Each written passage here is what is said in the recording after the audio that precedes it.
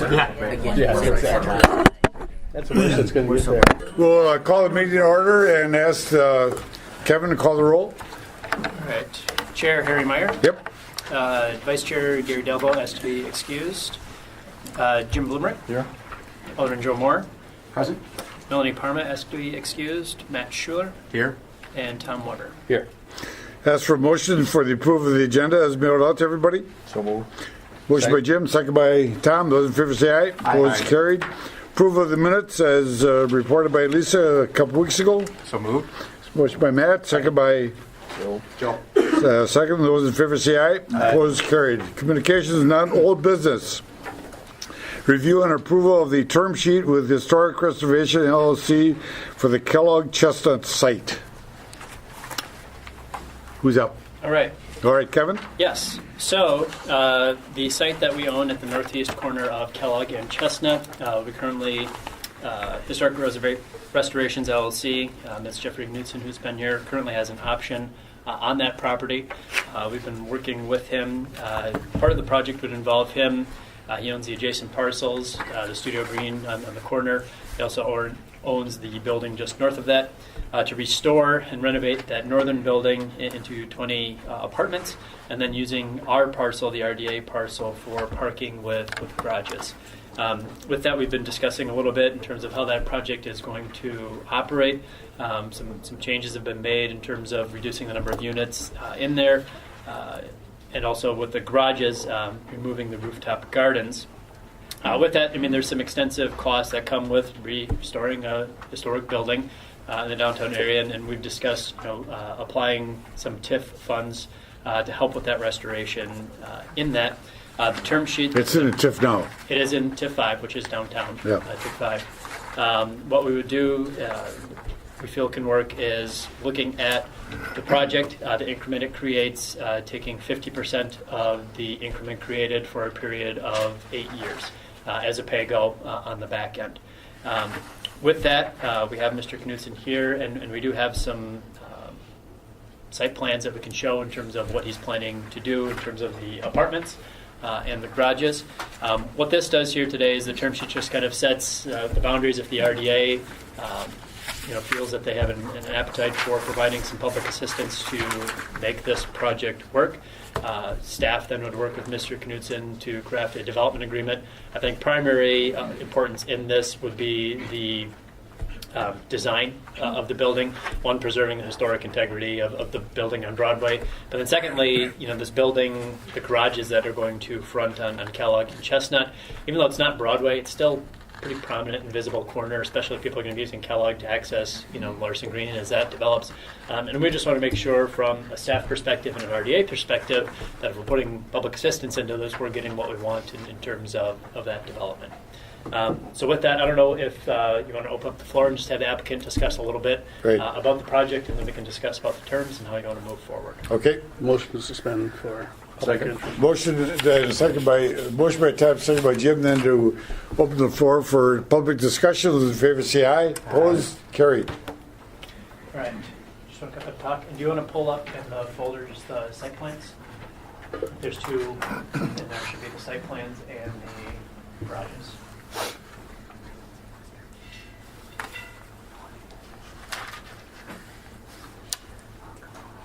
So basically, we made a couple of changes, and one was to drop the rooftop gardens because expense and loading and everything else that goes with it.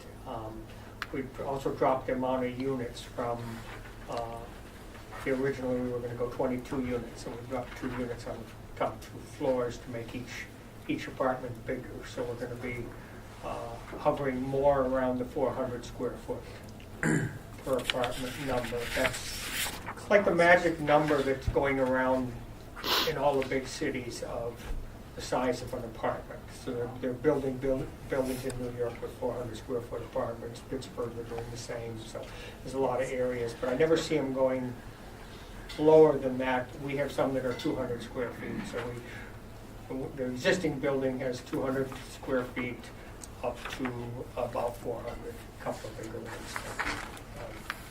So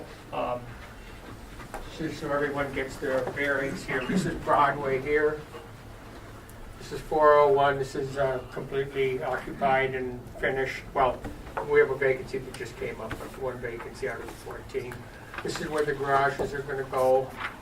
This will be additional parking for that garage, so if they have a guest come, they'll be able to park here.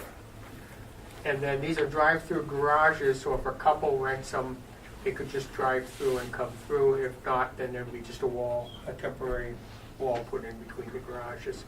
This would be additional parking here.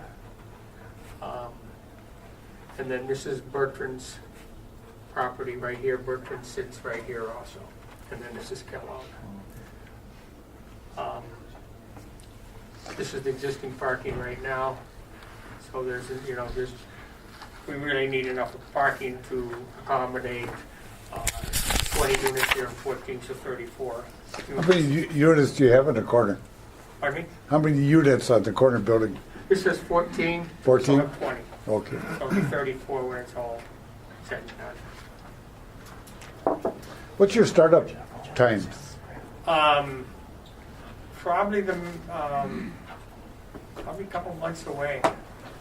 We may start the demolition a couple of months away.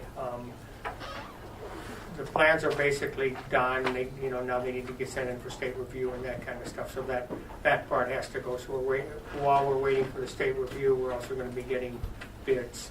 Certainly by this spring sometime.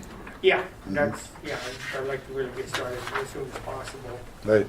We put, for your information, a timeline in terms of getting a development agreement done by May 15th, so that way we have March, April, May, basically RDA meetings to work this out, because we would like to get moving this spring.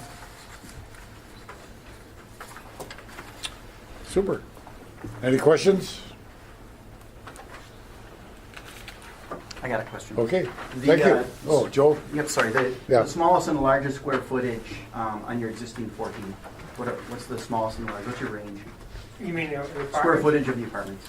Okay, in this building, well, you have two of them that are 200 square feet. I have 5 of them 290. I have one that's about 3 1/4. Then when we remodeled it, then this one was the existing apartment. So on the first floor here was the owner's apartment, so that's about 600 square feet. So that's the largest. This one here, then there's 5 more that we added. This was the fully accessible handicap, that's about 500 square feet. Then these 3 are all about 400, and then this one here is about 350 or something like that. Up here, this is going to all average around 400 square feet. It's kind of a magic number. Do you expect some of your existing tenants to want to maybe upgrade into a larger unit? Is this something that's been discussed at all? Well, it's kind of setting the rents at $50 more, so if they're going to move into a new apartment, the rent's going to be $50 higher, because if it was the same, then I'd have an empty building here, and I don't want that. So, Sure. So I've set these rents $50 higher, plus if it's additional square footage, then the rents will be also per square footage. So basically, every apartment, there aren't too many that have the same rents, because they're it's all variances and sizes and stuff like that. It also makes it easier when you go to rent, because the rule is if you got 3 lots for sale, you price them at 3 different prices. And one person will come in and say, well, I want the best one, and he'll take the highest priced one. The other guy will be, I want to be average, so he'll take the middle one. And the third guy will say, they're all the same. I'm going to take the cheap one. But it's the frame, because if you leave them all the same price, you'll never sell any of those 3. Right. And it's just sales. And so, it seems like you have demand. Is there any kind of a waiting list on your existing units? No, I don't have a waiting list. All I can go is by what is happening. And the best time to rent is when it's new. When we rented these bottom 5, it was really easy. And the top 8 weren't bad either. Right. The problems were me being an inexperienced landlord and learning the rules the hard way. But I remember the Apartment Association of Northeastern Wisconsin. Sure. And I've learned the It's a good organization. field pretty quick. Okay. And the reason I was asking, it just seems like 400 square foot units are small, I think, for this area. But if that's what you're seeing demand for, then I think you've got kind of a niche. Yeah, it's its own little niche market in the smaller ones. I mean, I've had doctors in there, veterinarians, packer coaches, you know, a lot of people that are commuting, you know, they're commuting to Green Bay, and it's like, wait a minute, I'm gonna drive 2 hours each day twice for you know, $500 or $600 a month? No, I'll rent a place here, and then, you know, I mean, I have other people, college kids and stuff like that in there, but Okay. my target market would be the professional that, you know, lives somewhere else, and this isn't their thing. And 400 square feet is it's a reasonable size. 200 square feet, that's getting small. And, you know, everyone's perspective is different, but I definitely don't want any more 200 square footers. They're just, you can survive in them, they're fine, but there's nothing extra, you know, bed, dresser, and a chair, and you're done. You know, because you got the bathroom and kitchen, and that takes up the rest of the apartment. Any more, Joe? Nope, I Okay, any other questions? Motion to return regular order to business? Tom, Jim, those in favor say aye. Opposed, carried. Thank you very much. Okay, thank you. All right, let's have some action then on the term sheet for the site on Kellogg and Chestnut. You recommended we adopt it. Correct, subject to, you know, technical changes, but yes, what is presented before you today. I think just in terms of the summary, yeah, the 50% pay-go, payable not more than 8 years, just given the life of the TIF that's left right there. What's the current tax revenue? Sure. So right now, currently, tax revenue is $295,200. That yields $6,800 in taxes. That was the assessed value. You said taxes, right? I'm sorry. The Tax assessment revenue is $6,800. Yeah, I tax guess revenue that's is the most important $6,800. number I'm looking for. Yep. Just rough estimates looking through our assessor that altogether this project would assess out around $750,000. So that's $438,000 of increment, $9,500 of added taxes, 50% of that, $4,700 annually spread over 8 years, roughly $38,000. Again, this is a pay-go, so it's depending on the increment that they create. If they create less, then they would get less. If they create more, they would get a little more. But again, it would only go towards actual TIF reimbursable expenditures in terms of things that are over and above the development, things that fit in the TIF plan in terms of rehabilitation of structures and or public infrastructure. But that's about where we estimate that will come out, and we've talked with Mr. Knudsen about that. And that TIF ends in 8 years? Well, it ends in 10 years, but by the time that the project would get online, and then the time it's assessed, and then the time the tax bill comes out, by 2035, that TIF ends, and we will be making no more expenditures in that. 2026. Sorry, my mind is 2026. We will be making no more expenditures past that date. Cool. Motion? So move. Second. Jim, Tom? Motion is second then to approve the term sheet with Historic Reservations LLC for Kellogg and Chestnut site. Those in favor say aye. Aye. Opposed? Carried. New business. Number 2, discussion on potential issuance of taxable lease revenue refunding bonds pertaining to the 206 KI Convention Center financing. Kevin? Information only? For Finance Director Fuller.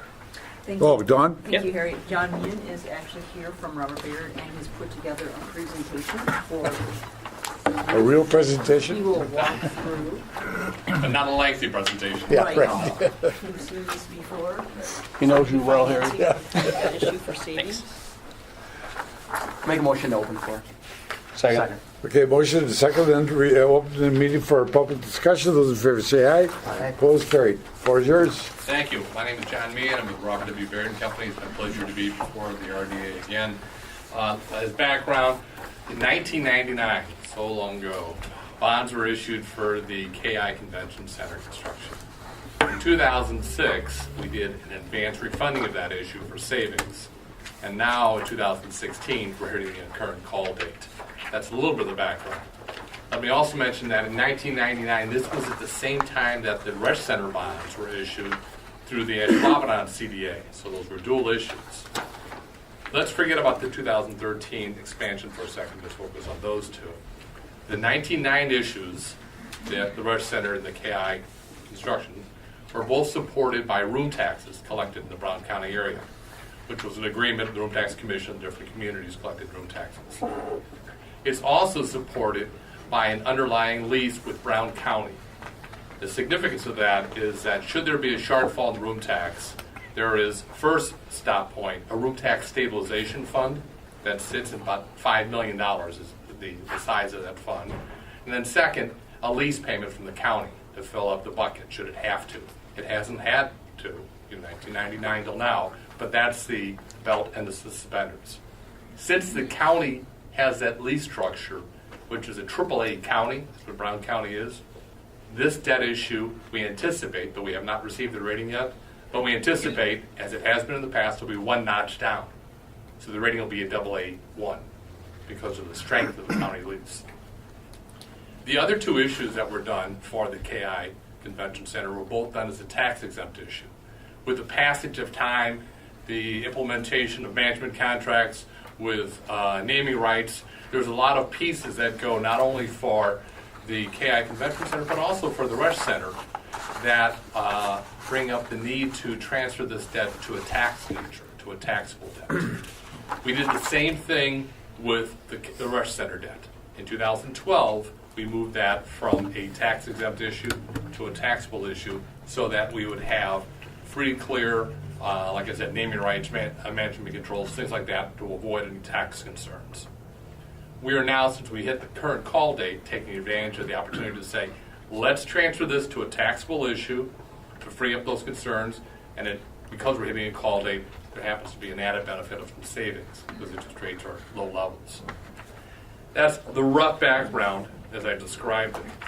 When you get to page 3 of the handout, you'll see the room taxes, the past couple of years, have been from 3.9 to this most recent year of $4.5 million. The room tax flow, and we always, in the bond world, we think of the flow of the waterfall. The room taxes come into the trustee, they carve out and they fill up the buckets for the 2012 CDA issue and the 2006, now 16, RDA issue. They fill up those bond funds. That then flows through, once they're filled up, which is really done probably with February collection by that point. It fills up for the December payment, which was made, and the June payment. It then flows to the room tax stabilization fund. Remember that $5 million number I said? It sits in that, at which point it'll overflow that and flow to support the 2013 KI expansion bond issue that you issued back in 2013. That's how the funds flow. So on this chart, what I'm just focusing on is the RDA issues, the 2006 and the future 2016, the Ashwaubenon CDA issue, that 2012 issue, the total debt service, and you can see on the right side the anticipated revenue to debt service, knowing these are projections, of course. It's about a 120, something like that, coverage factor. But once again, remember the belt and suspenders, we really have a Brown County lease as part of this as well. I didn't use any growth on this. I'm assuming that the room tax is going to grow going forward. If they do, that's great news. Continue to support the debt as well as the KI Expansion Center. These issues, because they're taxable, will all be priced against the treasuries. That's how the investors look at these. They look at these and say, what can I get for a U.S. Treasury? I'm going to spread against that. I expect to have a little bit higher rate because this isn't a U.S. Treasury, so it's a AA1. And so we need to look at where the Treasury rates have been. I just took this time frame from January of 2015 till present. You can see how the rates have bounced around. The good news is on the right side, Treasuries are pretty darn low. But we're not selling today, we're presenting today. We'll be back in a month. That's why on the next page I just wanted to show what's happened since December 1st to now. Once again, there's this downward slide to Treasuries. How low can they go before they go up? If I knew that, I wouldn't be here with you right now.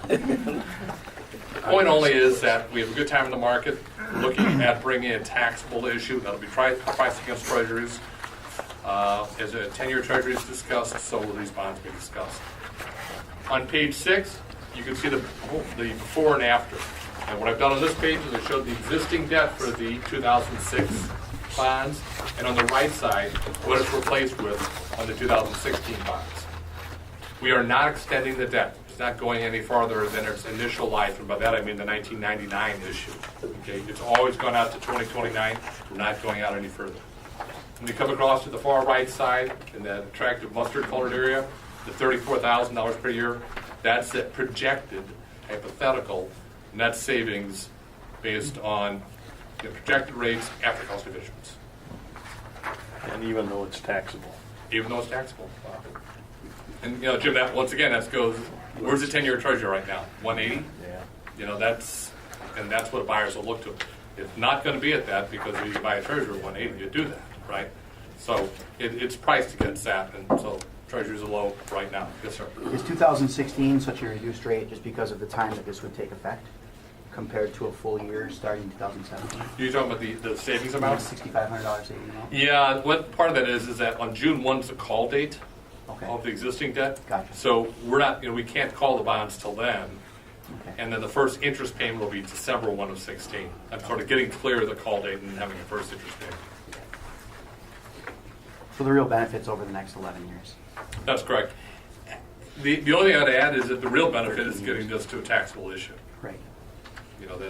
That's this is icing on the cake. The thing is to move it to a taxable issue.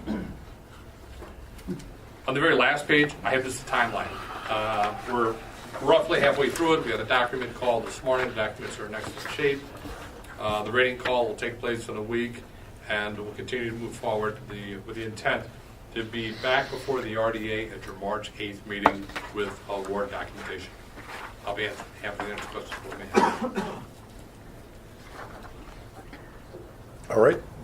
I Any just have a questions? comment. I'm just not sure why you assumed no growth in net room taxes. I mean, there's being conservative, and then, look at the city. Look at the development we have with, it's the Northwood, the Hyatt, the Hampton, the Marriott that's coming in. We have 2 other hotels looking at Green Bay. I mean, this is good. We're saving money, but this is, come on. That's silly to think we're not.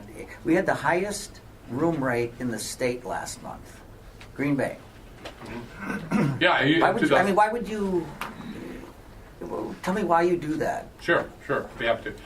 When this is looked at, okay, by when this rating is assigned to this debt issue, it's going to be assigned based on Brown County's rating. It's going to be assigned based on the strength of the lease. The revenue flow that's taking place, the revenue flow that's going to take place, if I use 3%, if I use 5%, whatever I use, it runs to how strong is the lease. Okay, so I could do that. I could, frankly, I have run it at 3%, which has even, stronger numbers to it. Right. But I don't want to get into a whole long discussion about who was here in 2015, why won't they be here in 2016? There was a soccer tournament which brought how many rooms in? It takes the eye off the ball, which is this is a lease with a AAA county. Sleep well at night. That's what you have. Yeah, and my thought would be that if you had some risk of debt coverage, we'd look more serious at the growth in the room tax. Right. You don't need it because you're at 1.23. Right. So, yeah. Right. And I've got that suspender, right? You got that $5 million Right. that there's ever, and that's not a debt service reserve fund. That's a stabilization fund that can be clawed back to help cover payments. So that it's sort of like that overselling the sale. As far as, Any other questions? Thank you. Thank you. Motion to return regular order of business. So move. Tom and Joe, those in favor say aye. Aye. Opposed, carried. Number 2, review and approval of the term sheet for University Avenue Center LLC on the proposed redevelopment of the 2400 block of University Avenue, Festival Foods and Quick Trip. Kevin? Sure, thank you. For you, you have a term sheet for University Avenue Center LLC. They are the party responsible for the brownfields redevelopment at the University Avenue Triangle out on the eastern end of University Avenue. They went before a plan commission last night as an informational item to discuss where their plans are at in terms of what they'll be doing, and just giving the plan commission an opportunity to ask some questions, voice some concerns before they start bringing things through for approval. This piggybacks, they had a second neighborhood meeting last week. I think they've been very forward in reaching out to the neighborhood and accommodating a number of requests that have been raised by the neighbors. I think this development of this scale, involves a lot of give and take from both the development side, the city, and the neighbors in terms of trying to make compromises to make things work. But I think we have things at a place that really are good for all parties. With that, we do have the applicant here. If they wanted to take a few minutes to just give kind of a high-level overview of the project. The reason for the term sheet here today is that they would like to. Donald Trump. Yeah, I know, right?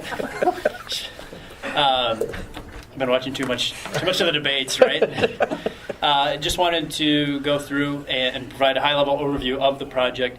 Bringing the term sheet forward today gives them a sense of where the RDA stands in terms of providing a financial package for public assistance to them. There are some significant costs to this project. We're vacating a major street. There's some brownfields involved. There's going to be a lot of public goods put back into this in terms of the infrastructure. On the other end, they're going to be creating a pretty high-level project that's going to generate, 15+ million value in development. So to help, pay for some of those costs through the TIF district, TID 18, which has been or will go online 1/1 of 16 for that project. So with that, I don't know if. Okay, one question. Yeah. What did you say the Plan Commission did last night? So the Plan Commission, because it's such a complex project, we invited the applicant to come before the Plan Commission, have an agenda item, informational only. Oh. No decisions were made last Oh, I night. see. Just a chance to purely present What they're doing right here's now where we're is- at, and give the Plan Commissioners a chance to raise any questions or concerns before they come forward for making a decision. Did that go pretty good? Yeah, You can ask the applicant, I think. Right. Yeah.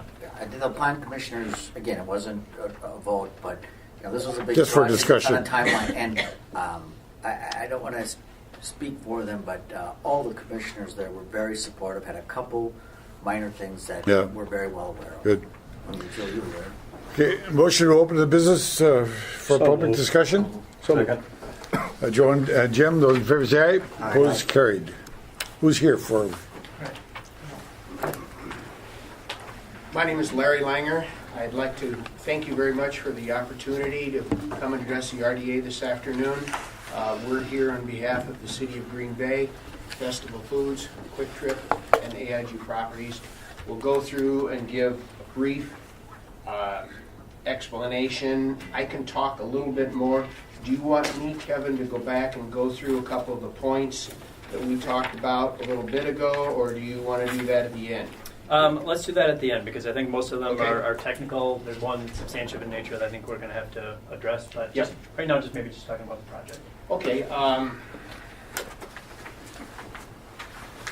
I'll just say a couple sentences, then I'll turn it over to our engineer who has the displays and everything. Mark Skogan is here. He'll just say a couple words about festival, excited to be involved in the project. Basically, this is a very complex project. It's not a greenfield development where you end up starting from scratch. There's a lot of pieces. We tried to follow the outline that the City of Green Bay commissioned when they put together the University Avenue Corridor Brownfield Plan. And some of the highlights of that plan that we ended up trying to address were the elimination of the traffic triangle and elimination of blighted office and retail properties. And we feel that we did accomplish those objectives. But in this process, there's a lot of pieces that have to fit together. As Kevin mentioned, we didn't get everything we wanted. The City of Green Bay simultaneously didn't get everything they wanted. Some of the residents didn't get everything, but we tried to put everything all together to make sure that it all fits. But this is a difficult one, as I mentioned. There are high tension lines that we have to relocate. There's electric lines we have to relocate. There's a number of fiber optic lines we have to locate. We have to move water lines, sanitary lines, storm lines, gas lines, roads, traffic signal equipment, and sidewalks. So there's a lot of infrastructure and everything that goes into that. our cost on the improvements exceed by just guesstimating, my engineer and I went through it, by $250,000 on what the TIF request is. So we do exceed that by quite a number. With that, I'll let Mark talk for a minute or two, and then we'll have Tom update you on the project. All right, thank you. Appreciate your time here today. Mark Scogan, President and CEO of Festival Foods. Just very excited about the opportunity to hopefully build on University, have our 5th store in the area. I think it's been over 5 years since we built anything in the area, and so there's been a lot of nice enhancements to our store since then. A couple of the biggest being natural organic, being kind of a bigger area and department for us in our stores. And it's hard to get enough space unless you build from ground up, and we'd be able to do that in this store. As well as a better dining area in our store. We call it a dining deck. It's an elevated area over the top of our deli now. That would be something new. And so it'd be neat to have the best store that we have in the Green Bay area here on University. I've lived here since '95. And if somebody would have told me you can fit a grocery store in the area that we're looking at right now, I would have said, I don't know how or where. We've talked about the bowling alley years ago, and I never would have thought anything would work out front there. And as everybody will tell you, this is complicated, but I think we've come a long ways. It's been good working with the community, those residents behind the new store as well. And I think we're close to having everybody in a pretty good place about that. So, unless anybody has any questions now, I can go to the technical stuff. Or Tom can. Yes. Mark, what kind of square footage are you looking at for that store compared with your other regular grocery stores? I think we're at 75,000 square feet, 80. They range from 70 to 78 in this in the other 4 stores that are here right now. So it'll feel much the same as far as size, but have a few different configurations that are our newest bells and whistles. What's the tentative startup date for the store itself? We'd start as soon as we could in the spring and get open. Drop dead time would be before Thanksgiving. Can you start while all this other work is going on?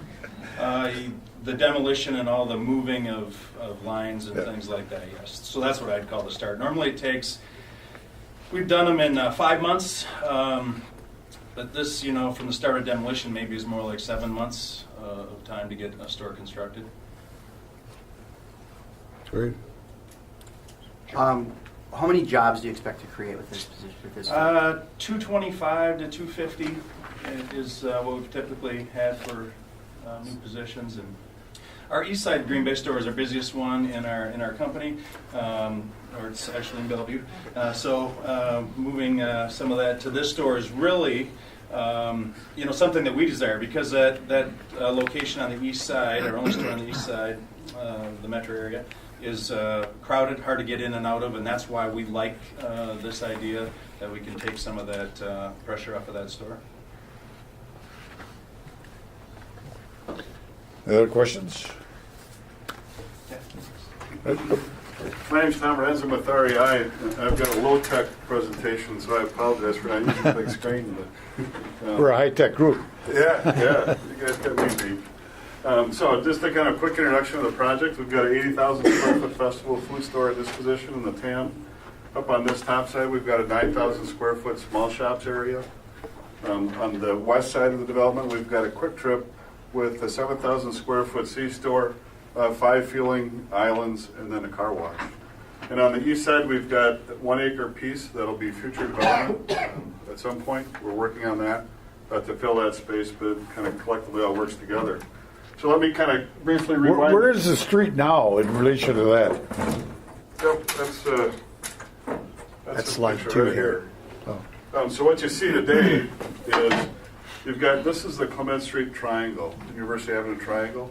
So if you take a look at that report that you folks put together back to Redeveloping University Ave, this is kind of the nemesis of the neighborhood.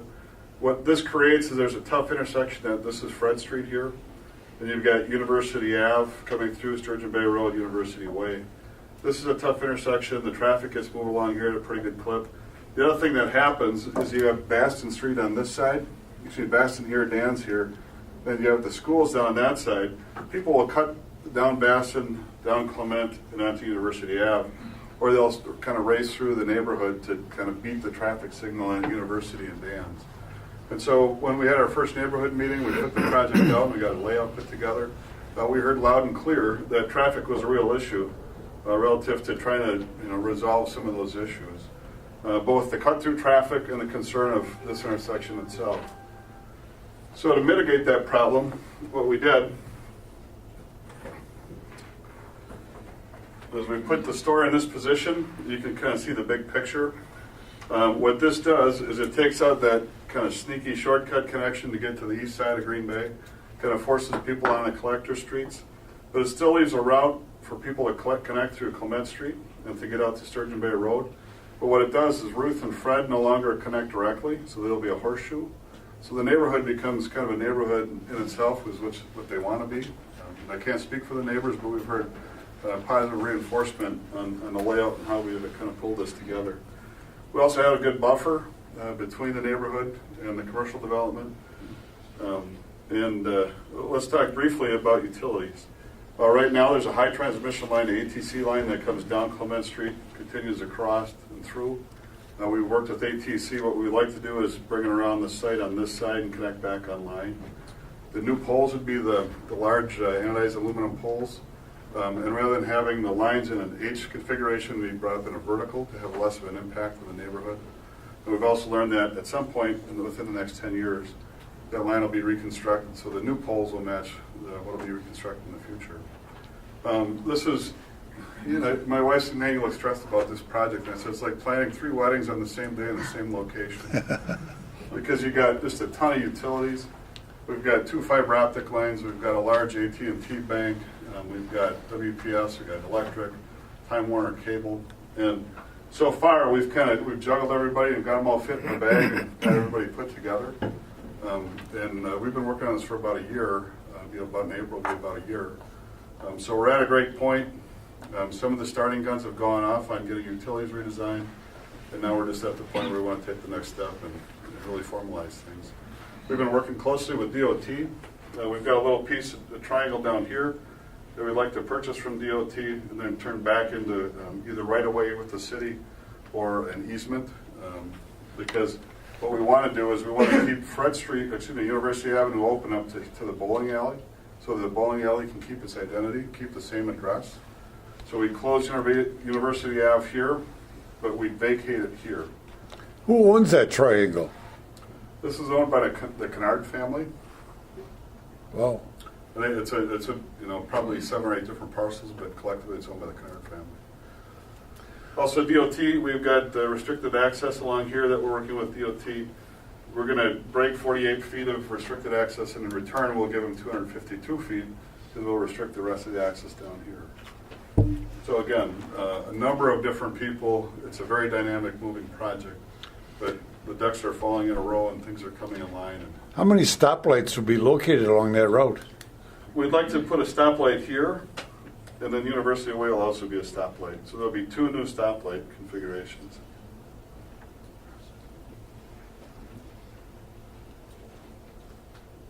So that's the 30,000-foot level of the kind of what's happening. I'd be happy to go through more if you guys want. Was all that utility work scheduled then for this spring? It would be. Yeah, the trigger is the ATC lines, because there's a long lead time on those large poles. And so I talked to those folks on the way over. I said we had a good planning commission meeting.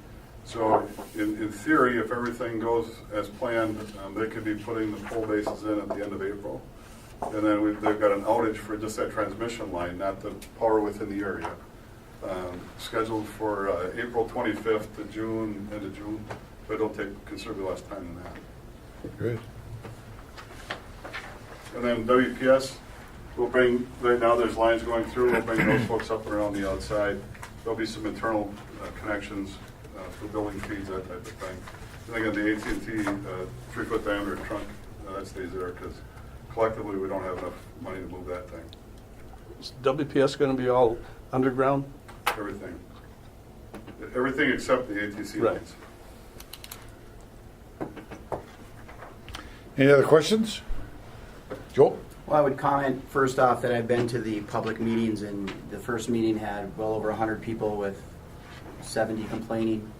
And the second meeting had over 60 people with just a few much more mild concerns about some of the traffic. And it's commendable moving of the loading docks, the street reconstruction and rerouting, the work, that Tom has put into this, and Larry, that have put into this to make it work with the neighbors.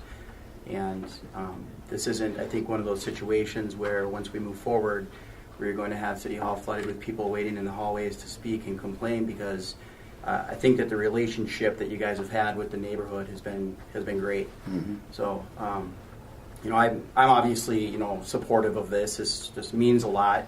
I was thanking Kevin for the 12:02 a.m. term sheet that came through, and all the work, of course, that staff has done on this. But the only question I've got, as meeting with Director Grenier yesterday, the 22 points that needed to be addressed. And I know internally you had about 20 of those as of the date of the meeting.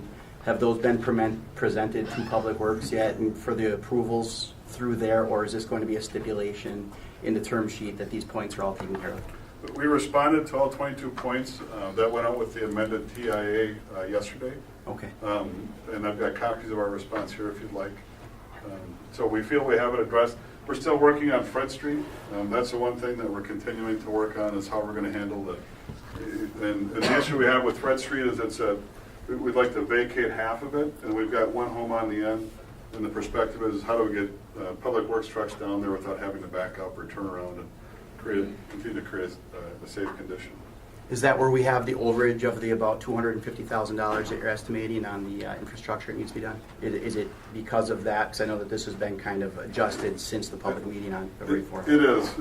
It's a large portion of it to try to work that scenario out. But we're putting a lot of effort into that the last couple of days. Okay. Thank you. Anything else? Motion and return regular to business? So moved. Second. Tom and Jim? Yeah. And Jim, those in favor say aye. Those carried. Thanks very much. Appreciate it. Thank you. Kevin, we'll be getting this again later on. Yeah, we'll be having a full development agreement go through. This is to provide an opportunity for the developer to move forward with some level of comfort in terms of both the RDA recommendation here, and then what goes before council in terms of how they schedule out their project and how they account for some of these costs for the public infrastructure that are part of this. Good.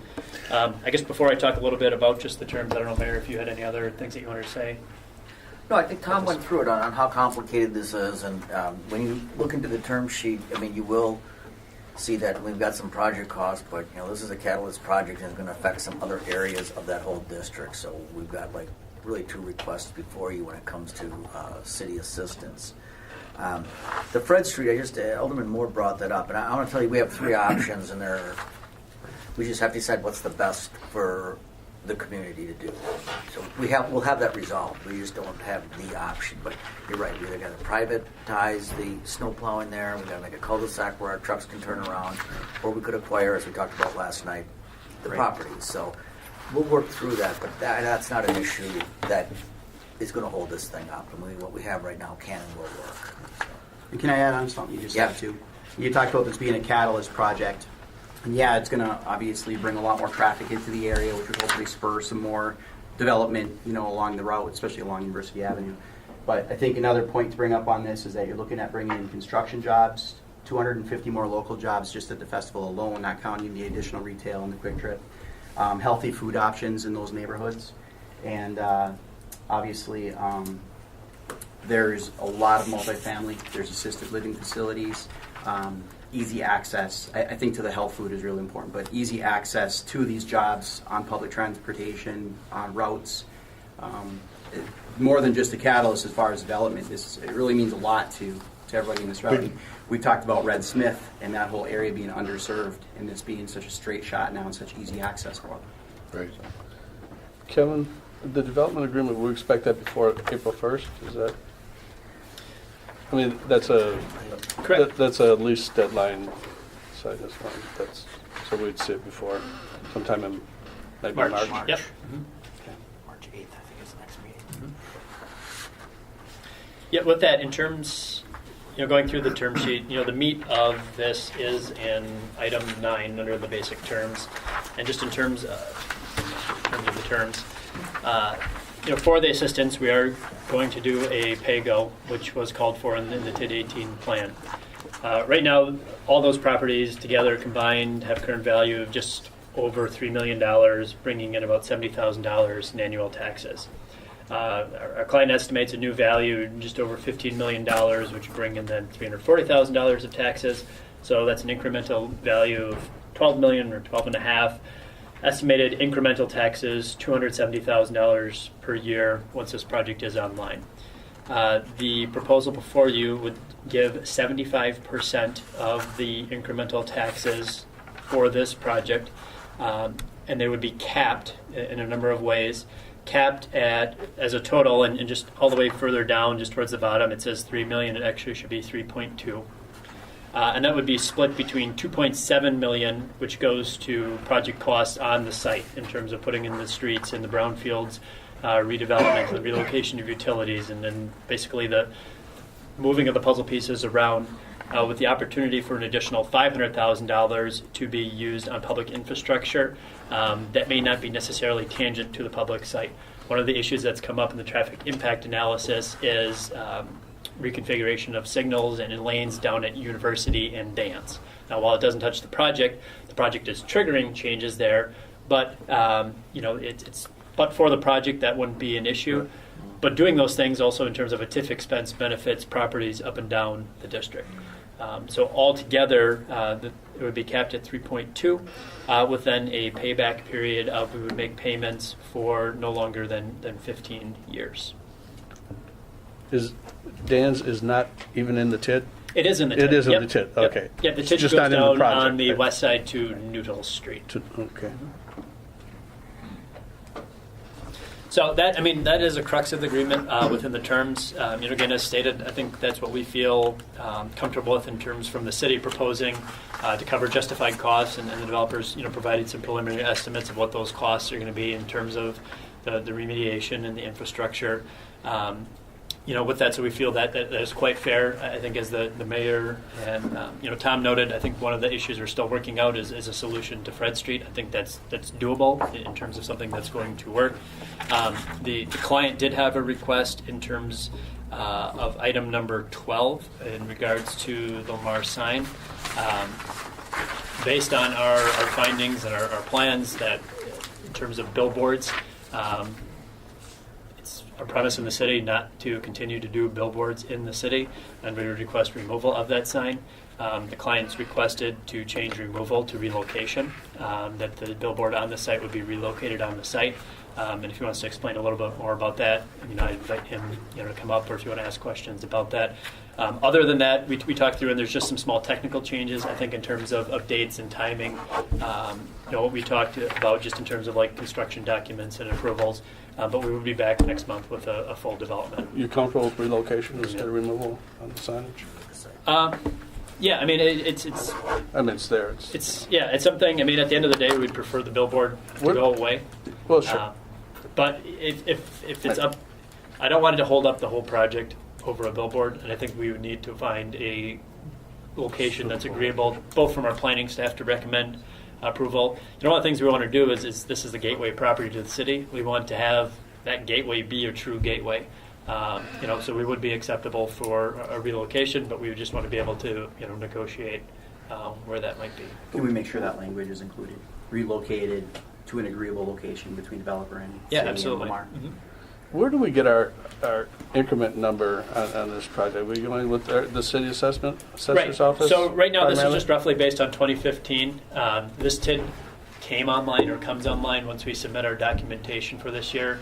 I think, Dawn, in terms of process, probably by June, we should have our final numbers of what the 2016 base values are going to be. So what was on 1/1 of this year. Yeah, if you want to explain just a little bit about that. Sure, that's all based on assessed values, so we turn in those assessed values. We have the boundaries of the TIF, we base it off of assessed, we then turn that over to the Department of Revenue. They equalize it, Right. but our basis is always assessed value. Yeah, but a project, so it's the state really that's giving us the number more so than our assessor. Well, he's doing the Our assessor's assessment. driving Yeah, the never mind. equalized value. Forget that statement. Bad statement. That's okay. So our assessor's driving that number with the Department of Revenue applying the assessed equalized valuation ratio to get an equalized value so Right. they can compare TIFs across the state. But when I do these Zoning comparisons- issues come into play here too with the assessment. Yes. Are we taking anything out of residential, or is it all in some form of commercial zoning that's? There may be some There, residential. yeah, the initial zoning that will come through is probably a C3 zoning. There's some commercial there now. It would be for some an upzoning from just a C2 to actual C3. Depending how Fred Street goes, if that gets put in with the project, those would go from single family into commercial. On top of that, we would also probably do just a PUD, again, because of all the intricacies of setbacks and other landscaping requirements. It's probably just easier to address those through a PUD than through a number of variances on the C3 zoning. So again, just to your point, if the valuation of the property moves from like a residential to commercial and commercial has more value, it will take on that Right. form. Right. The land would actually change the value. Any other questions? One quick one. Okay. And just going back to the assessment, we're not giving any value to any improvements in the outbuilding on the festival lot or any other contiguous development, or are we? I want to say the $15 million may include Does the not. entire development. We are including the small.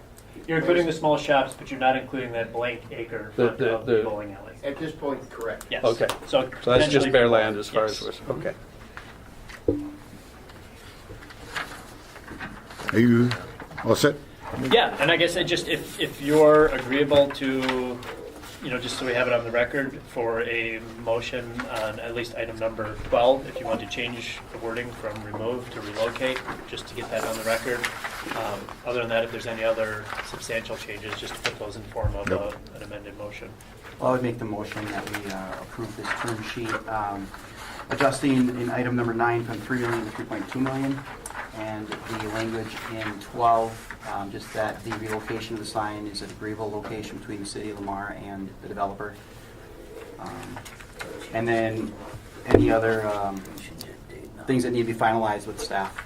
Yeah, that's just technical. Okay, we have a motion then and a second by Second. Matt then for the approval of the term sheet for University Avenue Center LLC as outlined with the changes that were recommended. Kevin's got those down. Those in favor say aye. Aye. Opposed, carried. Number 4, review and approval of the development agreement for Pete's Garage at 154 North Broadway. Kevin, I assume? Thank you, Chair. Yes. What you have before you, this development agreement, it's basically a reiteration of the term sheet that you approved in November. In that term sheet, you said that you would work on a development agreement by the 1st of May. Pete's Garage, this is the property, the old Harvester building on North Broadway. The 2 parcels was Scanhome Furnishings, currently Zulu on the first floor of the southern building. 1 parcel, 2 buildings. This was purchased this past year and has been undergoing currently, as you've seen, some renovations, primarily to turn the Scanhome building into Pete's Garage, which is another retail use, primarily focused on sporting equipment, bikes, paddling equipment, also to serve as a social hub, for outdoor community in the area. So with that, we approved a term sheet in November. This development agreement, all the terms remain the same. We've received from the client some documentation of eligible expenditures in terms for the rehabilitation, asbestos, lead-based paint, total roof removal, things that come with the historic renovation. This is just phase 1. It does allow for some additional work to move forward on phase 2, which would be the southern 3-story building. The client has ideas, but has not committed to anything yet in terms of renovating those upper floors to office and or residential uses. Are those floors empty now? The second and third floor of that other building, I don't know, what would you call that, Jamie? Just kind of lost in time? Yeah, that's probably the most accurate way to depict it. Yeah. Serious issues with those floors, weren't there? When we were looking at this last time? Yeah, Second, and- they're Yep, really structural problems. correct. And that's just in terms of some of the additional rehab costs that come with it that's the request for public assistance on this project. So with that, the terms remain the same. They're similar to what we approved today in terms for the Kellogg Chestnut property. It's a 50% pay-go on the incremental taxes for a period not to extend over 8 years. Yeah, my only one question deals with the southern parcel. Yep. Is there any trigger mechanism for us to ensure that at some point in time we get development there? I mean, I'd hate to see Pete's Garage go very nicely, and 15 years later we're looking at an empty building attached to it, first floor, maybe some retail and... Sure. I mean, I guess I don't know if it's a trigger so much as a carrot, and that this agreement, the clock is ticking for 8 years. So they have, basically that time period to move forward sooner than later on it. If they wait until, 5 years, comes online year 6, they may only be eligible then, depending on project cost, documented expenses, for 2 years of incentive. Yeah. So you're saying you're wondering if... like I said, I'd hate to 10, 15 years down Sure. the road look and see 2 empty floors of a building sitting there Well, I in mean, an area that's been substantially... We could open the... Sure, there's a Yeah, representative Jamie? for the client here, and maybe you can okay. talk a little bit more about just kind of phasing and where they might be at. I'm thinking Are the you developer ready to doesn't open wanna the see floor? 2 empty floors either. 10 years down the road. Right.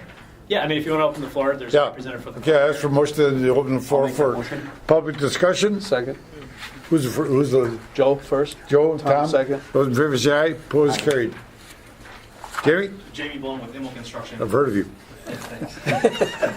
See, To answer your question, Tom, about the timing of the development for the 3-story building, when we had the progress tour, some of you folks were there, and we did have some users that have come up and expressed an interest in the building next door, and then there also are some other businesses that have talked about interest in the 2nd and 3rd floor. So I can't give you a definitive timeline if that's 1 year, 2 years, but I do know that they are. Jamie, do you own the building now?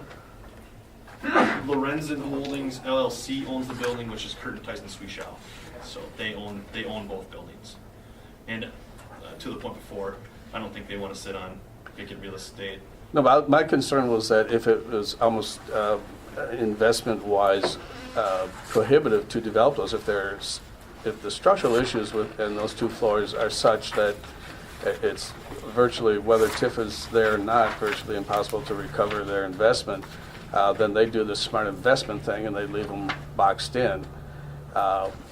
And that's what I don't want to see happen. I mean, it certainly wouldn't, in my mind, be contingent upon going forward with it as it's proposed, but I certainly, I mean, there can be, at the investment cost, a prohibitive rehab cost, right? Yeah, that's an opportunity. I think, though, that I won't tip my hand too much, but I think there's some users that are pretty strong interest that there's a reason why they built, or the reason why they purchased. So when I look at you 5 years from now, I'm not gonna be mad at you for I hope we can have a bigger celebration. Okay. In 5 years of this project. And Jamie Blown, owner of Immel Construction. what'd you say, Joe? So as a question on timing of the 2-story building, are there other questions that you can help address? Timeline. Yeah, I'm sure it's in here. What was the timeline? For delivering the first project? Yeah. Mid-April, so Oh, cool. you'll see, so things are progressing. Yeah. If Good. anyone would like to come and we can schedule another tour, or you're more than welcome to come and see the site. How many square feet will they have there, Jerry? Just under 10,000 square feet. Really? Oh. Pretty good size. Yeah, and the specific attention has been put forth in the project to restore as much of the historic context of the building as possible. So I think Do you have any idea how old that building is? I believe it's 20s or 30s, 1920s or 1930s, in that time frame. So That'd be right for you. Any other questions? Motion then to return regular order of business? Make a motion to return regular order. Second. Or Jim. Jim? Sure. Okay, motion second. Return regular order of business. Those in favor say aye. Opposed, carried. And Kevin says we should approve the development agreement, subject to some minor technical changes, right? Yeah, I think we've had some exchanges with the client. I think we've ironed most of those out. Again, I mean, this is based on terms that have already gone through, so nothing Yep. substantive is changing. Motion to approve. With Okay, we have a changes, motion second then to approve the development agreement for Pete's Garage at 154 North Broadway. Those in favor say aye. Aye. Opposed, carried. Who's the second on that? I don't know. I will second her. Okay. Matt. Matt. I was going to, I thought you just add the bits. Number 5, request by Newtown Redevelopment LLC for a 6-month extension to the planning option for the barracks at 321, 325 North Broadway. Okay, so this is another RDA parcel on North Broadway, where the action is today. With that, last spring, we approved an option for Newtown Development LLC, basically represented by Creative Business Services and Delirious, to build some condos on that site. They've been doing their due diligence. They've been working, again, trying to make the best of a situation of a small site, a constrained site, and then being able to work on, kind of getting the best project for the money spent. They've been talking to some of the adjoining parcel owners in terms of maybe some potential additions to the project. They've also been talking with city staff in terms of the alley that runs behind with some major utilities that go through. And so they have been moving forward. With that, though, we're not at a point where we can do a term sheet or development agreement, and they're here to request an extension on that. With that, the applicant is here, and they can discuss a little bit about maybe some of the due diligence that they've done and then where they're going with things. Staff would recommend extending the option for this, and we can discuss terms of how long we'd like to push this out, whether another 3 months or 6 months. Beyond that, I would get a little hesitant just in terms of the timing that's here. And then also, I would like for us to go into, or recommend going into closed session. After some of this discussion, right, just to discuss another potential opportunity around that may involve this parcel as well, and negotiation of a sale or purchase of a property. Okay. All right, as for motion to open the meeting for a public discussion. So move. Tom, Jim, those in favor say aye. Opposed, Aye. carried. All right.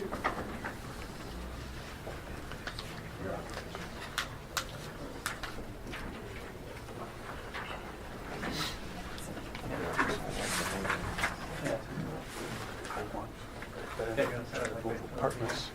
Those are the condos. I like this project. Yeah, I know, but I just want to make sure that I couldn't jump into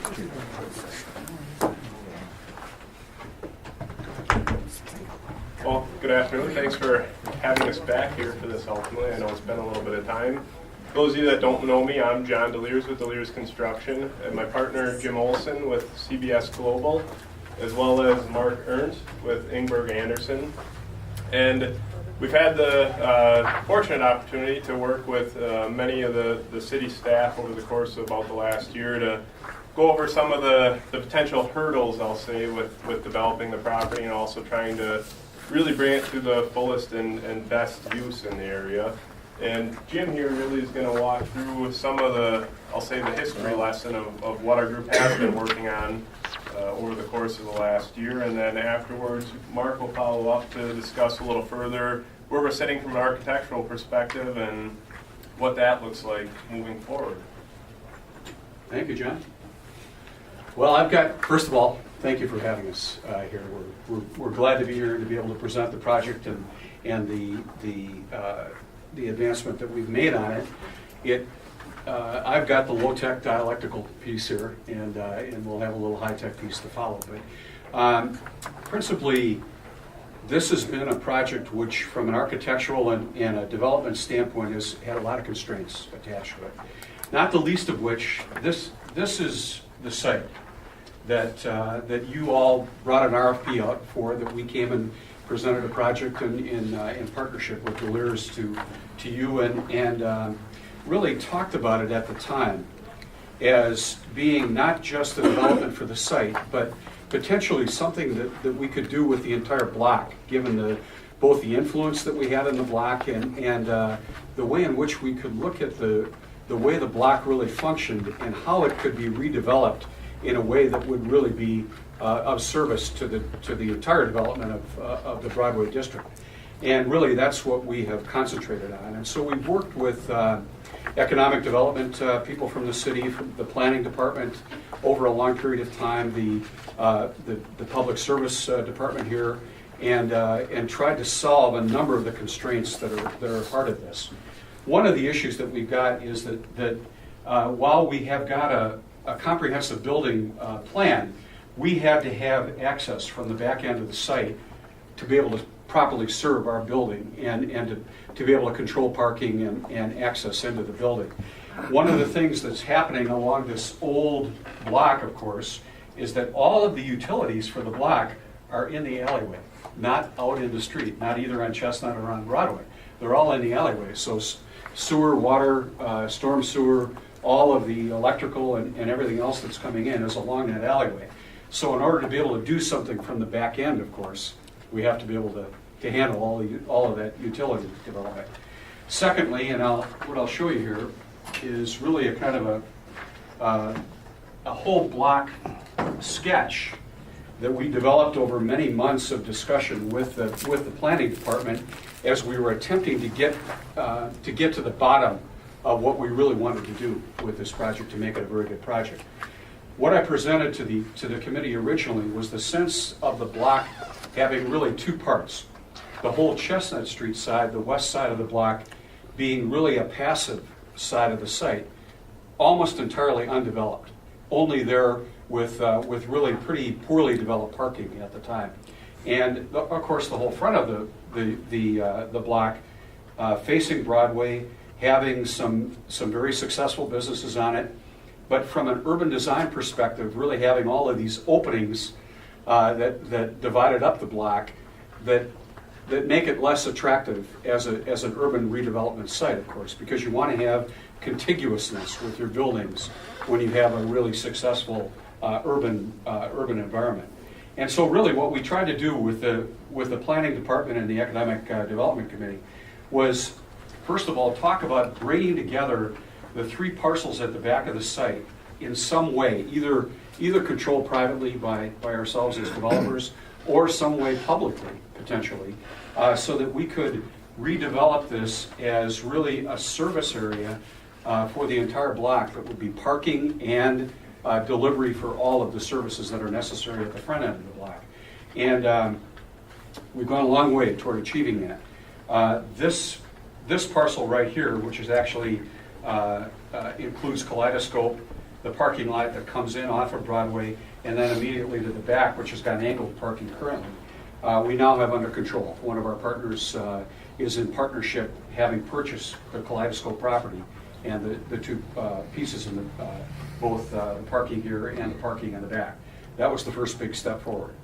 The second was the adjacent property to it, which is an existing parking structure with a little two-stall garage on it that was granted to On Broadway, Incorporated, a number of years back when it went into receivership. And we have been negotiating with them on the acquisition of that piece. We're right at the end of that negotiation. That will be successful, and we hope to have that done within the next week. Those two pieces of property being able to join together and to be redeveloped, both as you'll see when you see the high-tech presentation that Mark will do, will be very important for the way in which we can now ultimately get to the footprint that we need for our building and the achievement of what it is that we want to do on that site. The third piece of property is another grass piece back here, which is owned by Encompass Childcare. Encompass currently, of course, this is their main facility. They own this piece. They have this piece already, which is developed as you see it on this drawing, as a parking area, and then a grass piece right here. They really want to take the parking lot that they've got here, which is facing out to the north, and encompass that with its, sorry for the use of encompass a little bit too much here, but to build a much bigger playground for their facility there. So I designed both a comprehensive playground here, a way of dropping off with parking for all of the families that would come in, and then the reuse of all of this property in the back, ultimately for parking in a really highly developed and beautiful landscaped area that would serve the entire block. The other main aspect of this was that we really talked for a long time and worked with the planning department and with economic development on these openings that you've got between buildings that I talked about this contiguous aspect. Could we, without filling it in with buildings, which is impossible in some of these aspects, could we achieve a kind of a contiguousness there that would make this whole block a lot more appealing as a block identity? And I designed really dense kinds of entry gateways for each one of these that the planning department on their own took to Neville Public Museum, talked about all of the items that they've got in storage that have to do with the historical nature, particularly of this area, given the Fort Howard character of it.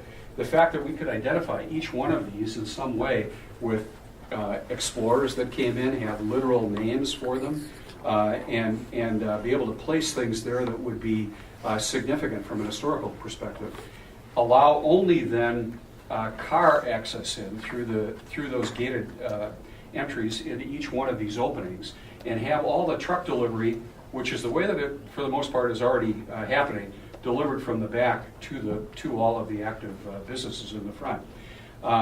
In addition to that, at the time, we were negotiating with the owners of the Waters Building to acquire all of the property in between the existing building that Creative Business Services has here and the Waters Building, so that we could have included all of that.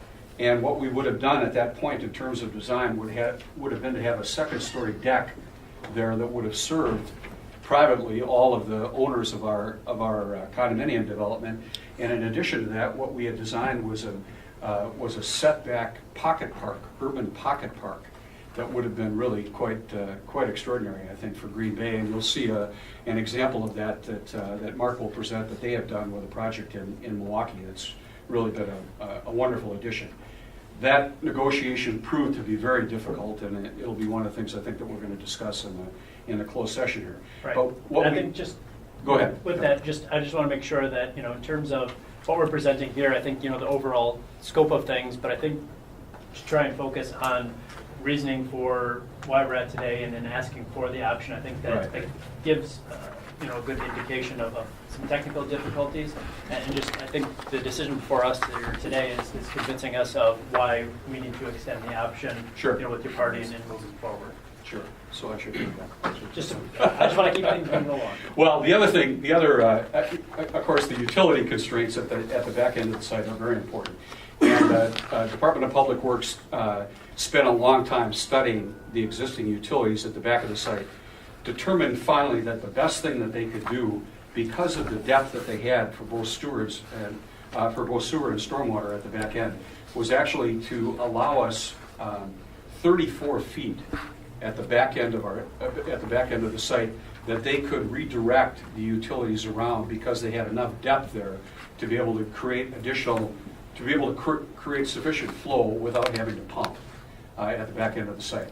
So that immediately then gave us the kind of footprint that we felt that we could design around, and you'll see that now in the presentation of the ultimate design. But ultimately we're at the state now. We've looked at 6 different footprints for our building. From a design perspective, we don't want to design up the project until we know what our footprint ultimately is, and we're getting there. We have an agreement now with the owners of this building for the acquisition of at least 10 feet of their property to add to the piece that we would be getting from the city ultimately to do the project, and that's essential for the development of the parking underneath. So. Well, I'd add to that as well. In terms of one of the root causes for us looking to acquire some property to the north and as well to the west, ultimately comes down to having covered parking. We are in northeast Wisconsin. We're in the heart of winter right now. We all see it. And in order to have the unit sales that we'll need, we need to have more space. So that was a big reason for us to go down these various avenues to look at how can we gain more of a solid footprint for us to host that. This is sort of your plan to own the entire block? To own the whole block? Yeah. That might be a stretch. Okay. You're thinking big. Hi, my name is Mark Ernst, partner of Anchor Anderson, Milwaukee. We're also in Madison and Chicago and Tucson, Arizona, but home base in Milwaukee. And I've known Michael and Jim for a long time, but I'm new to the party. We started looking at this about 2 weeks ago, so we're brand new. But I wanted to show you real quickly some imagery of some other projects we've done. We've got over 1,000 apartment units under design or under construction right now, and about 30 projects right now. So we're doing a lot of mixed-use development, multifamily development, mostly in urban conditions. We don't understand sites that aren't brownfields or don't have utility problems or whatever. So all of our projects are so.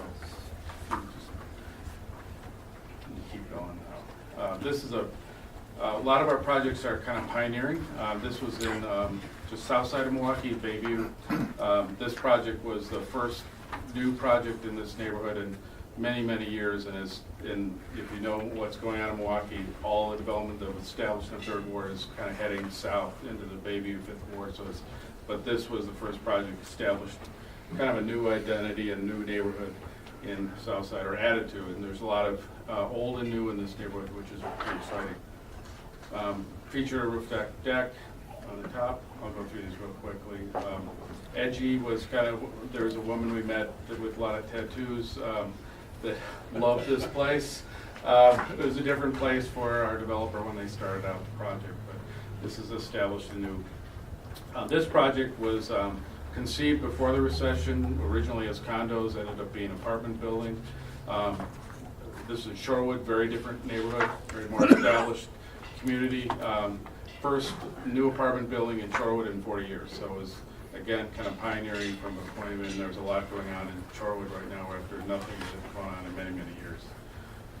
And the secret to this project, I think, was getting the right retailer from the get-go. This project is probably a very similar scale. We had 28 apartments on the site, 4 stories.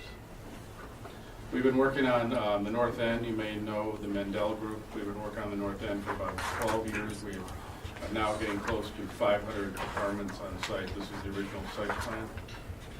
And then this was the first building. Again, it was establishing a kind of a new market in this area, which was just the beginning. I think it was tip of the iceberg of what's going on in Milwaukee today in terms of new development. We did the second phase of this project, same time we did a project in Shorewood, similar, about 100 units. This is about 500 units now. It was interesting because this neighborhood, we had average age 30-year-olds were in this project. The project we did up in Shorewood at the same time, about the same number of units, average age 60. So very different demographics, very different. So understanding your market, I think that'll be part of the conversation moving this project forward, is who's going to live here and who's going to be in the neighborhood. And it's exciting to see, come back to Green Bay and see some things that are going on in your downtown the last 5 years or so. So again, established kind of a different aesthetic. Everything Mandela had done up to this point was much more traditional, and this was kind of taking them in a different direction aesthetically, kind of going after a different interior shot. One of the trends, it was interesting to listen to the first presentation, 200, 400 square foot units. The smallest units we're doing now, we've done 250, but a standard unit for us right now is more in the 600-700 square foot for a one-bedroom apartment. And one-bedrooms are the hot number in downtown Milwaukee. 2 bedrooms go a little slower. So we've got a lot of kind of a breadth of experience with bringing, mostly in the apartment market. We haven't done condos. We were doing condos before the recession. Now we're going to back with apartments because that's all the banks were financing. This was the pocket park that part of the north end that Jim alluded to. We took this was the old Pfister Vogel site. We took the old water tower off the top of the building and brought it down. The buildings were very toxic, so they came down and built new buildings, but we kept the water tower and iconically featured it on our little pocket park. This is the terrace in between the buildings on the top, kind of amenity space. It's another thing we've spent a lot of time talking about is what kind of amenities appealing to the different markets we're designing for. And each one of our buildings in that development has very different personalities. We've designed for a different aesthetic. Each building, the interiors. Interesting project, and we've done 4 of these now. Milwaukee Public Library District have been developing mixed-use developments. This is the 3rd one. We're working on another one now, but this is on the North Avenue. And this is a standalone library site that didn't pay taxes. Now it's got a library in a kind of condo situation, development above, 99 market rate units above, and the library below.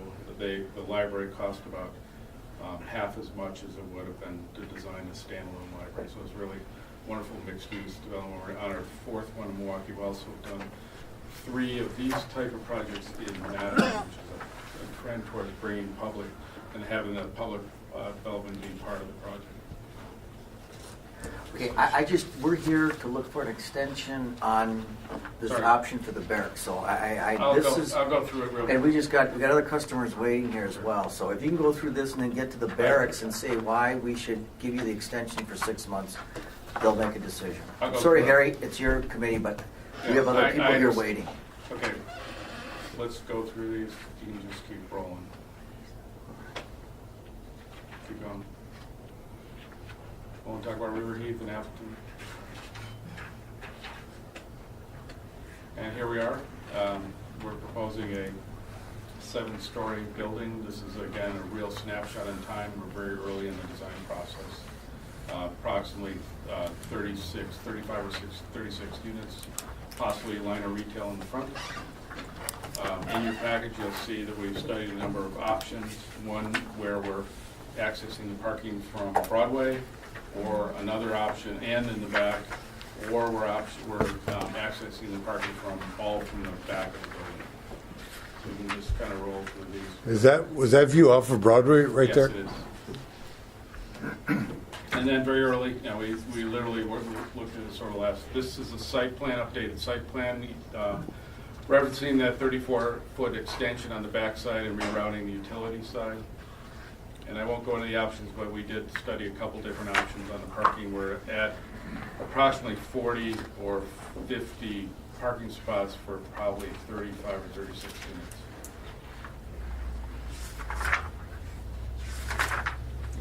Just an alternative site. You can look at it at your leisure.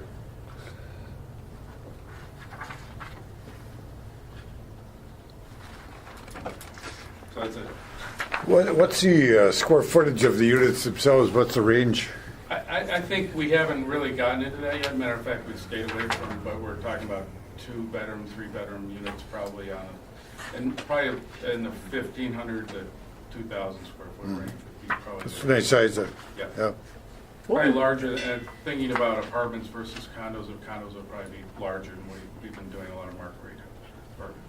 Now, these would be apartments? Condos. Yes. Okay. And I can comment a little bit as well on the square footage. Over the course of over the last year now, we've had several inquiries with a lot of our client base that they keep asking, when is this project going to be up and ready for us? So I already have a list of individuals that they want input on their unit ultimately right up front. So that'll be very beneficial from a development standpoint. When you originally came, was the number 30-some units? I thought it was less than that. 20 or so. We were less, and that again, we were trying to maintain to the footprint of the given site there. Is the rooftop to the adjoining building? There was some talk about, and I can't remember if that was talked about earlier. There was going to be a connection to the southern building and possibly a rooftop terrace or something. Is that, or is my? No, that's possible. We could get into it, but there's a possible connection. The building kind of wraps around possibly to the south, around the backside, and there'll be a terrace off the existing building. Okay. Over the ramp area. Over the ramping. Okay. Well, we're staying below high-rise code. and probably be concrete construction. That's going to require rezoning here, right? I believe 45 feet is the height restriction on Broadway. What type of time frame do you need? We would like to go for an additional 6 months. We have a few hurdles yet to clean up some of the surrounding land, but as Jim mentioned earlier, we're looking to achieve that relatively shortly here, and then from there allowing Mark and his team a little more time to further out the architectural design so we can get it to market and really get pre-sales as soon as possible here. How committed are you to the project? I'm still standing here, and that means I'm extremely committed. I'll say I can be relentless in that fashion. So, Any other questions? Just for Kevin. Entertain a motion, return to regular business. Thank you, gentlemen. Yep. Tom? Jim? Motion second. Those in favor say aye. Aye. Opposed, carried. Kevin? So you want us to go into closed session? Or?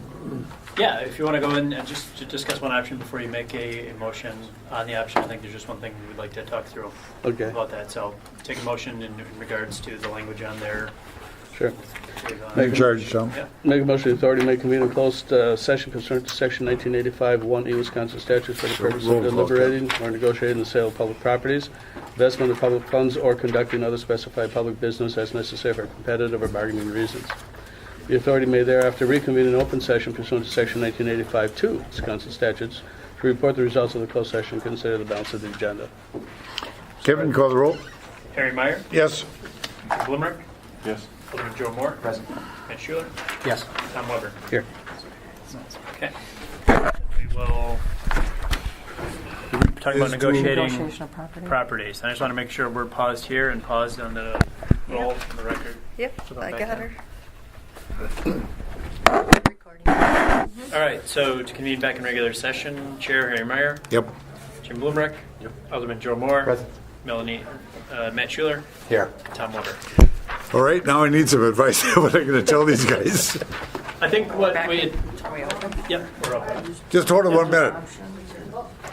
No, we're open. Well, as I say, we're open and We're open. Yeah. There's nothing to report on. So, I think you talked that you did discuss this at length, Yeah. and we just feel But it there's best interest to continue the project and we see what the 6 months. I'll just say we discussed a possible land transaction and no action was taken. correct. And I think in terms of extending the option, whether you want to make a motion to do it 5 months or 6 months, explain the reasoning. Now we need a motion to... No, we don't, do we? motion to return? Return, So we did a motion to return to regular order. Roll call was taken. We are now back in regular session. Yeah. And just reporting out closed session. During the closed session, I would like the public people to understand that we discussed the possible land transaction, and at this time, no action has been taken.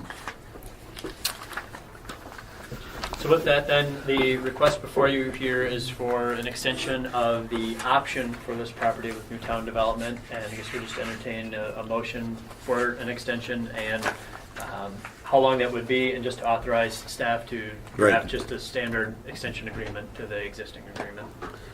And I'd be willing to make a motion that we extend the planning option out to July 15th of 2016, so about 5.5 months from now, which would basically bring it out to 1 year since the project was initiated on July 15th of last year. Motion by Matt, second by Tom? Jim? Okay. To extend the planning option for the Delirious Construction Company till July 15th, 2016. So those in favor say aye. Aye. Opposed? Carried. Okey-doke. Number 6, review and approve the Bellin Building parking agreement subject to minor technical changes.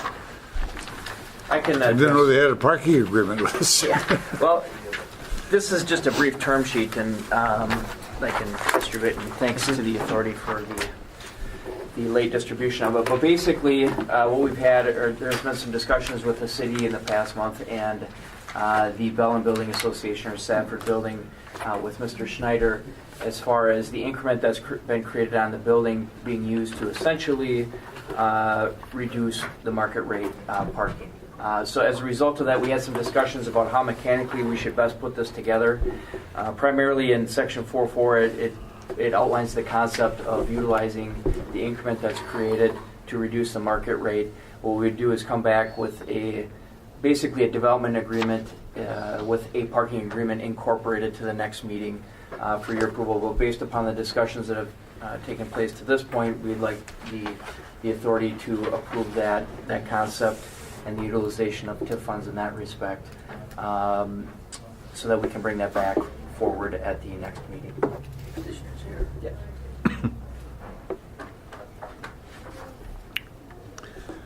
Well, that should not be a problem, right? We have a motion? I'll make the motion to approve the term sheet subject to the technical changes needed by staff.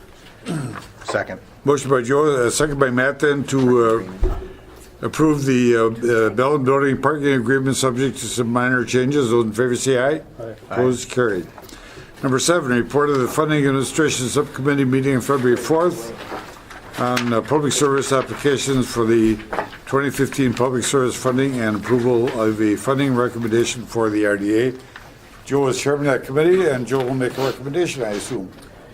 Yeah, what we'll recommend back to the rest of the RDA for review and approval was an award of $12,000 to Literacy Green Bay, which provides literacy programming for parents and children of families that have one parent lacking a high school diploma. $35,000 to the Boys and Girls Club of Greater Green Bay to provide services from the Teens to Work program, which would allow an additional cycle, which would include 20 teens. Teens to Work consists of job training, financial literacy education, and paid work experience. And $9,000 to the Brown County Housing and Homeless Coalition. This is creating a staff position. Would affect approximately 360 low and moderate income families. So we had many good requests. It was a really good meeting. Mr. Bloomreich and I heard the appeals by some pretty awesome groups. So these are the recommendations we'd like to set forth. And the other member of the committee is Jim? Yep, I'll second the motion. Was that a motion, Joe? Oh. We'll turn that into a motion. You got that all written down. We have a motion and a second then to approve the recommendation of the Funding Administration Subcommittee for the allocations of the public service funding. Those in favor say aye. Aye. Opposed? Carried. Passed. All right. Wonderful. Number 8, request to execute a redevelopment contract with Integrity Builders for the disposition and rehabilitation of 1728 Carriage Court. All right. You got to be kidding. No. Well, we are rocking and rolling this day. Go ahead, Mike. Ken. Thanks, Mike. Ken, all right. I was just going to start with a brief history of the project we have going here. Back in October, the RDA approved the purchase of 1728 Carriage Court for just about $21,000. So far, we've put about $7,000 into the cleanup project. It was a hoarder property. I have some pictures here, not really important, but just kind of shows the condition of what the house, what it was in when we purchased it. After spending a day in that house, Ken, how did you feel? Well, I burned my clothes afterwards, so. But it was pretty bad. It was pretty bad. Was it empty when we bought it, or what? Well, yeah, there wasn't anyone in it. Yeah, the house itself wasn't empty. It was a tax foreclosure. It was a tax foreclosure. That we picked up from the county. Man, oh man, oh man. I see he took out his garbage can frequently. Yes. Yeah, still brand new. Yeah, well, cake and grease. So in December, we released a request for proposals on this. We had 3 open houses that we held so we could get different developers and builders to come through the property, take a look at it. We ended up receiving 7 proposals. So Really? we were actually pretty happy That's about pretty good. the turnout. That's Yeah. excellent. Nice job, Ken. Thank you. And actually, all of them were pretty good proposals. So Where is this place located, by the way? On Carriage Court. Off of 9th Street, back over by Military and 9th, back in that corner. Yeah. Oh, Yep. okay. Oh, yeah. Back off of Wiesner. Wiesner? So basically, after we got all of the proposals in, we looked at a number of factors and graded them. We had a few staff members take a look at them. Basically, we looked at the estimated level investment. So basically, the total investment that the developer is going to put in, plus we factored in the expected return on the investment. We looked at the scope of the design. So we looked at the materials and different layout changes that they might make or not make. The experience of the developer builder, the financial ability, so whether or not they were able to prove their financing. We looked at the time frame, and the purchase price of the parcel had a small factor we weighed in here. So basically, after staff took a look at the numbers, we added up and averaged all of the scores, and Integrity Home Builders scored the highest, and we have that in the packet. You can take a look there. So basically, our recommendation is to execute a redevelopment contract with Integrity Home Builders for disposition and rehabilitation of 1728 Carriage Court. We've worked with Integrity before, haven't we? Yeah. Yep, they have a property under construction right now on South Quincy, and then also an option, I believe. Yes. Another one on Quincy.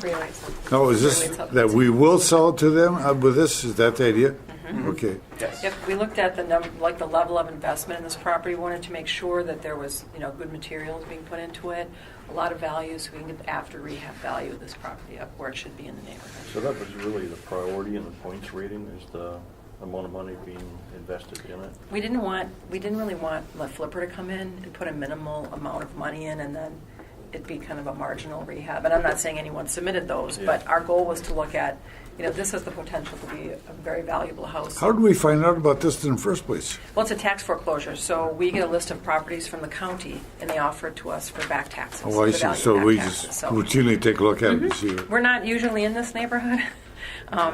It's a further out neighborhood. It's 30 years old, very nice neighborhood. So if we don't buy it, then the Brown County Treasurer puts them on auction sites. So then you don't know what's going to happen. Well, it's a great move. Yeah. So they'll get at it right away? Yes, I believe so. The rest of the neighborhood really supports the 170s, 180s. Oh, yes. Yeah. And higher. And higher. Okay. Anything else? That's all we have on that. I'd make the motion then to execute the redevelopment contract with Integrity Builders for the disposition and rehab of 1728 Carriage Court. I'll second that. And can ask We have a motion and a second then. You've heard the motion. Those in favor say aye. Just had one question. Oh, real quick. go ahead, Joe. Are these proposals public, available to the public? I've had a couple of the contractors that weren't awarded. I actually made a few phone calls and let a few people know before this meeting what the suggestion was going to be in case they wanted to come. And they had just asked to review the proposals in case he's come forward because they're interested in bidding on more projects. Yes. So. I would think so, Tony. We'd probably, if there was some financial information given. Yeah, maybe. I mean, we would take a look and see and make sure that there isn't any. We've asked for proof of financing, for example. By and large, I would things, but I don't say Okay. This was a great pool of contractors, so it's pretty awesome. We'll use them again. Yeah, and like we said, most of them were pretty good proposals. So. All right, you've heard the motion and the second. Those in favor say aye. Aye. Opposed? Carried. Let's see, number 9, request to purchase 809, 811 Quick Street using neighborhood enhancement funds. Who's on that one? Cindy? Actually, that's me as well. Was that you? Yeah. Yeah. Good. Mike's taking it. My delegating responsibility, I'll tell you. Yeah. So basically, 809, 811, it's a two-family unit right now on a block that has seen a lot of improvement over the years.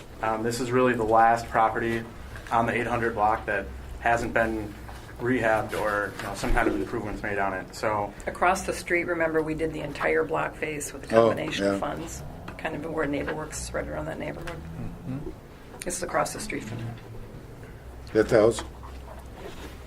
Yeah, that is the house there. So, our goal for it would be to have it converted back into a single-family owner-occupant property. We're probably going to put it out for RFP again, similar to try to expand on the success of the 1728 carriage court. So, anybody need a staircase? We've got a couple of Are there two entrances for that now? It's a two-family right now? It is a two-family currently. But it can be, but it's very easily, pictures? Sure. It's got some cool original features on the inside, and it would be easy to convert it back to the one that it was. How many square feet is it? Was it originally at one family then, and then it was converted? Look at the mopboards. Oh my God. It's like 10-inch mopboards almost. What's the purchase price? $39,000. Yep. And it's vacant now? I misplaced the spec sheet. I don't have the square footage on it right But now. I'm guessing it's about 2,200 square feet or something like It's a nice opportunity. I make a motion to approve the purchase using the Yeah, enhancement fund. second that motion. 16, 17. We have a motion and a second then to proceed with the purchase of 809, 811 Quick Street using neighborhood enhancement funds for $39,000. Those in favor say aye. Opposed, carried. Thank you. Number 10, request to purchase 925 Howard Street using neighborhood enhancement funds. That's Billy Joe. That's me. Here. All right. So this is a request brought forward to us from an alderman to use the neighborhood enhancement funds to purchase the house. This at 925 Howard Street. So this is a little bit of a problem property in the neighborhood. It has some code violations. It needs some repairs to actually bring it back into compliance with the code. And we need to install a garage on the property. So our goal is to actually get the property, set it out for an RFP, similar to the process that we are doing, hopefully for Crooks and then for Carriage Court, to get a developer to repair it and then to sell it to an owner occupant. It needs, some structural. It's a little deceiving from, you're looking at the picture and I can see your faces, you're like, why am I that? It's a little deceiving because the siding is actually broken on the back side, the steps are in bad shape, there's some foundation work that needs to be done. The interior needs generally cleanup, painting, some basement work. Not a whole lot, but not a whole little either. But It's worth 45 as it sits. It's worth 45. It's worth 45. It's actually a very nice, it's kind of like the one bad one on the block. Is that right? Nice block. Assessed value is 82.5. Yeah. I know. But that's what, Yeah, no, Yeah, there's stuff up and down that block for, right around 40 to 55,000. This is a private owner. She currently owns it. It's not on the market. Is the house vacant now? No. Will be vacant. It will be vacant. And private owner, is it rented or private owner on Private site? owner. Okay. Yeah. It's not a problem property. put a detached on the back for Yeah, there's garage, just been a lot of. Yes, it's a good sized lot. So Yeah, accommodate 120 deep, garage in that's a back. nice lot. Yeah, so it has a lot of potential. Has some good bones to it. Motion approved. Well, I just say, I don't know. Is this good? This came from the alderman, who, for all we know, could be getting 10% of the sale from this lady. It's the worst district in the city, Guy's district. 20% more than any of the rest of the Really? city. Yes. I take 12 districts. His average square foot price is, $58, $60. 20% lower. And is that Howard Street? Is that? I just don't want to put good money after bad. That's that district's not going to change. It needs a catalyst project, which I'm proposing, and it needs a new alderman. But is this good for the city? Mayor, We're not buying a problem. I don't We're bring not- projects forward just because the alderman requested. We look at it as staff. We went through it. It's a property that we actually approached the alderman about. It wasn't the other way around, just, you know what I mean, to be fair. So we like to talk to them when we purchase stuff. But And this is the only one on the block? I mean, this is the problem property on the street? Is that how it's being explained? Yes. Well, but it's a good block. There's a lot of homeowners on that block as well. So Who's alderman? it's Alderman Zima. Is this part of the same stretch where we put in the carriage sidewalks now? Or is that a different part of Howard Street? This is right off of 12th. It is west of 12th. Yep. It's like, yep. I don't know.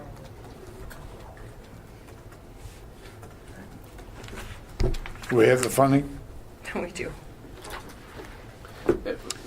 And I noticed on the other offers, some of it, we had some bids with a purchase price, and the one ultimately was zero, which didn't give us a chance to recoup any of our $21,000. But I think to the mayor's staff, we can try to find a comparable one that does return some money back to the kitty. Yep. But other than that, my motion stands. On the table, anybody want a second if they can? Ask for a motion? I already gave one. Second. Somebody. I did before. Okay. Anybody second it? Motion by Tom, second by Jim, then to move forward on the purchase of 925 Howard Street using neighborhood advances funds. Those in favor say aye. Aye. Opposed, carried. Number 11, request to award contract CD 1601 building raisings for St. George Street and Main Street properties to the low qualified bidder. To be presented. Who's doing the presenting? Well, we have DPW and Parks here. This is 2015 Community Development Block Grant Funds. A request from the Parks Department with the annual action plan. We proposed a budget of $120,000 to raise the buildings that they acquired along the Main Street to expand the East River Trail. This is on the south side of the street then, along the river. I have a map Yes. there I can handle. Yeah, Oh. we have a map. And they could probably Yeah, we need use a pictures. little bit more, Pictures are but good. it went out for bid, and the bids came back this morning. They were open this morning, and that's why you have a late recommendation from the DPW Parks Department to move ahead and to authorize to award the contract to the low qualified bidder. Are those the last two buildings? I think there's more than 2 buildings being There's about taken 6 down. buildings, all the ones in green are the ones we're removing.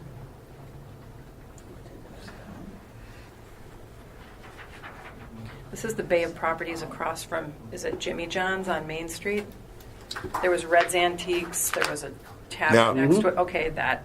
The And then there's a parking lot There next were to the corners. 4 businesses in Yep. that with Reds. Yep. Bulldog's office. Is the idea that we'd raise all the buildings then? Correct. Yes. Okay. That's part of the East River Trail. Well, that's been a stumbling block, to say the least. Well, I think there was some difficulty with it. It's right on the river. Yeah. You know, be careful about that. And it's about the only thing that can be done is to buy them up. I think the trail Yeah, drive through. you can't right? fit the trail through Can't these fit the trail. properties Yeah. without removing the buildings. There's just no room. All right. Can I just ask a question? How does this work? They make a recommendation to execute the contract. When does this happen then? And does this, I'm a little concerned, this Historic Preservation Committee with this one on the right. You sure everything's going to be fine? I mean, I'd like to move this It's a along there. DPW project. Mayor being funded by block grant, which is why it's at the RDA. So, John, you might have some idea of your timeline for this? Well, as soon as you make the award, I'm gonna send out a contract, a notice of award. We could see something in the next month? Well, I hope so.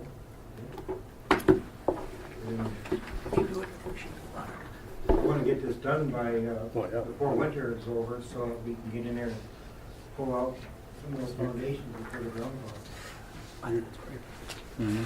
Your concerns with historic things. Yeah, good. I'd make a motion. Second. All right, we have a motion and a motion from Tom, second from Matt then, Footnote at lightning speed.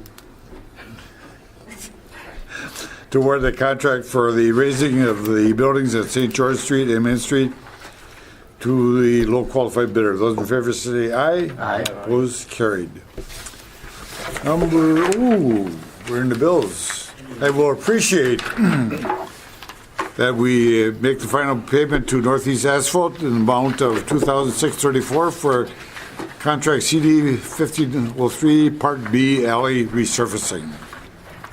That work is all done, obviously. Yep, the work is all done, and the money is, this is just the payment. So I ask for a motion. Move to approve. Second. Motion by Joe, second by Matt. Those in favor say aye. Aye. Opposed, carried. Number 13, acceptance of financial report and check register as provided. Move to approve. Motion Joe, by Joe, second by Matt. Those in favor say aye. Opposed, carried. Kevin, you got anything to say? You've said a lot today, but I have one question. Said a lot. You got a question? Take a question.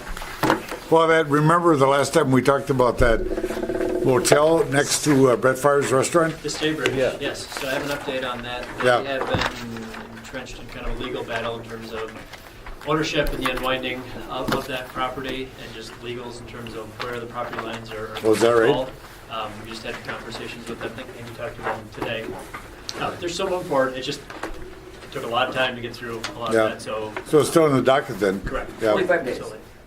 It's Cambridge? The Staybridge. Oh, Staybridge. Yep. I was gonna say, Right between Staybridge. the Hilton Garden and, Yeah. and Brett Farr Steakhouse. Yep. And what's the situation with Chris Banglis at the Show and Shoe Market building? We've discussed a little bit. The option with the previous Initiative 2 expired, and we'll be looking to hopefully bring something to our next RDA meeting. Okay. March. Good. Fine. Any other questions? Adjourned. Good work, guys. Gals. Yeah, that was big. Big. No on it. No on it. No on it. No on it. No on it. No on it. No on it. No on it.